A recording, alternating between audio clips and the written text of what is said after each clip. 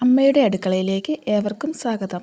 ഇന്ന് നമുക്ക് തേങ്ങ അരച്ച കപ്പപ്പുഴുക്ക് എങ്ങനെ തയ്യാറാക്കുന്നു എന്ന് നോക്കാം. അതിനായി 2 കിലോ കപ്പയെടുത്ത് തൊലി കളഞ്ഞ് കഴുകി നന്നായി ചെറുതായി കൊത്തി ഞുറുക്കി എടുക്കുക. ഇപ്പം നമ്മൾ കപ്പയെല്ലാം നല്ല കൊത്തി ഞുറുക്കിയിട്ടുണ്ട്. ഇനി അതെല്ലാം നന്നായിട്ട് കഴുകി വാരി വേറൊരു പാത്രത്തിലേക്ക് മാറ്റിയിടുക. 3 പ്രാവശ്യമെങ്കിലും കപ്പ നന്നായി കഴുകിയെടുക്കണം. അതിനുശേഷം നമുക്ക് വേവിക്കാൻ ആവശ്യത്തിനുള്ള പാത്രത്തിലേക്ക് മാറ്റിയിടാം. കപ്പയുടെ മുകളിൽ വെള്ളം നിൽക്കുന്ന രീതിയിൽ വെള്ളവും ഒഴിച്ച് തീ കത്തിച്ച് കപ്പ നമുക്ക് അടുപ്പത്ത് വെച്ച് പുഴുങ്ങിയെടുക്കാം.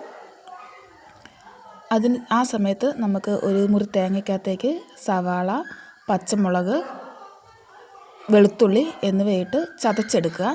ഇപ്പോൾ ഇതാ കപ്പയെല്ലാം വെന്ത് വന്നിട്ടുണ്ട്. നമുക്കത് ഊറ്റിയെടുത്ത് അതിൻ്റെ വെള്ളമെല്ലാം കളഞ്ഞു വെക്കാവേ. ഇതിനകത്തേക്ക് മഞ്ഞൾപ്പൊടിയും ഉപ്പും അരപ്പും കൂടെ ചേർത്ത് മൂടി വെച്ച് അടുപ്പിൽ വെച്ച് വെള്ളം വറ്റിച്ചെടുത്തതിന് ശേഷം കപ്പ നന്നായി ഇളക്കിയെടുക്കാം. ഇപ്പം നമ്മുടെ കപ്പയെല്ലാം റെഡി ആയിട്ടുണ്ട്. നല്ല ടേസ്റ്റി ആയിട്ടുള്ള കപ്പ എല്ലാവരും റെഡിയാക്കി നോക്കണം. എല്ലാവരും ഈ ചാനൽ സബ്സ്ക്രൈബ്, ഷെയർ, ലൈക്കും ചെയ്യണേ.